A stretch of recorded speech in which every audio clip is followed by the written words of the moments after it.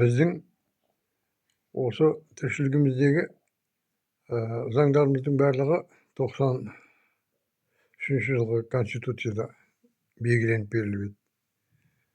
Ол Конституция демократиялық тұрғыдан дұрыс жасалған Конституция болатын. Мына Назарбаев өзінің кішкене билігін бір-екі парламент таратып жібергеннен кейін өзінің билігін кішкене нығайтыңқырап алғасын, парламенттің өзіне еркіндік бермейтінін біліп,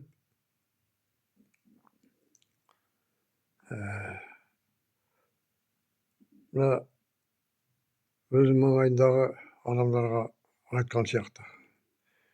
Мына президентке мен көп нәрсе жасар едім, жасауға мына президенттің қолын байлап тұрған көптеген мәселелер бар. Сондықтан да мына Конституциядағы осындай бір заңдарды өзгертсек қалай қарайсыңдар деп ақылдасып, содан кейін оны байлаған адамдар қостап маңайындағылар. Осы 6-7 жылдың өзінде көптеген заңдар бізге бөгет жасап жатыр, оны бұзуға тура келеді. Сондықтан оны бұзғанымыз үшін ертең жауап береміз. Мен ғана жауап беріп қоймайым, сендер де менімен бірге жауап беретін боласыңдар ертең.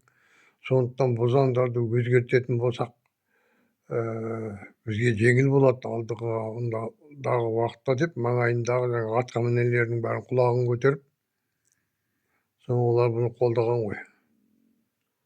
Соны парламенттің рөлін нашарлатып, президенттің рөлін көтеріп, күшті президент дегенді шығарып,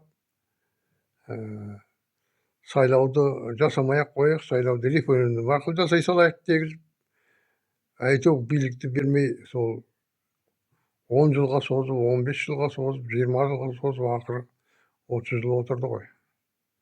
Енді осы білінген нәрселердің бәрін қалпына келтіру оңай болмайды енді.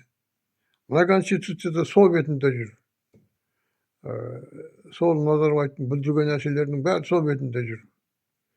Тоқаев мырзаны біз көп нәрсені білет, бұл дипломат, бұл дүниесін аралайды, бәрін көріп жүр, біліп жүр деп айтамыз, бірақ осы кісінің өзінің білімі жетпеді ме, жоқ, маңайындағылар бұл кісіні бұрмалап жіберді ме, жоқ, Назарбаев әлі жатып алып билікке өзінің дегенін жасатып жатыр ма?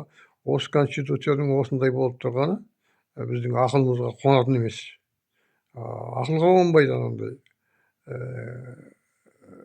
Конституцияның баптары. Енді осыны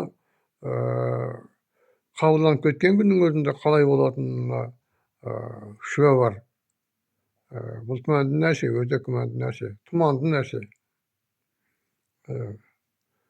Мына Назарбаевтың кезіндегі парламенттің рөлін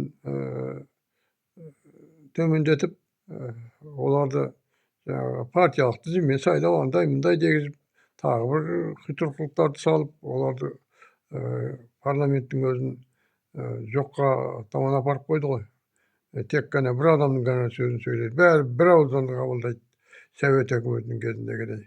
Сөйтіп авторитарлық ғана емес, диктаторлық кәдімгі режимге қайтып келдік. Енді осы авторитаризмді ары қарай дамыта беретін болсақ, біз Совет өкіметіндегідей боламыз. Совет өкіметі кезіндегідей боламыз. Соның бір күні бұлар бұлай деп айтуы да мүмкін. Біз ақыр Совет өкіметіндегідей өмір сүріп жатырмыз. Мына тмд-ға неткеніміз сияқты осы Ресеймен бір болайық деп бір әңгімелер шығаруы да мүмкін оларды. Оны айтып та жатыр саясаткерлер. Сондықтан мына Конституцияның түбі шикі. Бұдан байқау керек.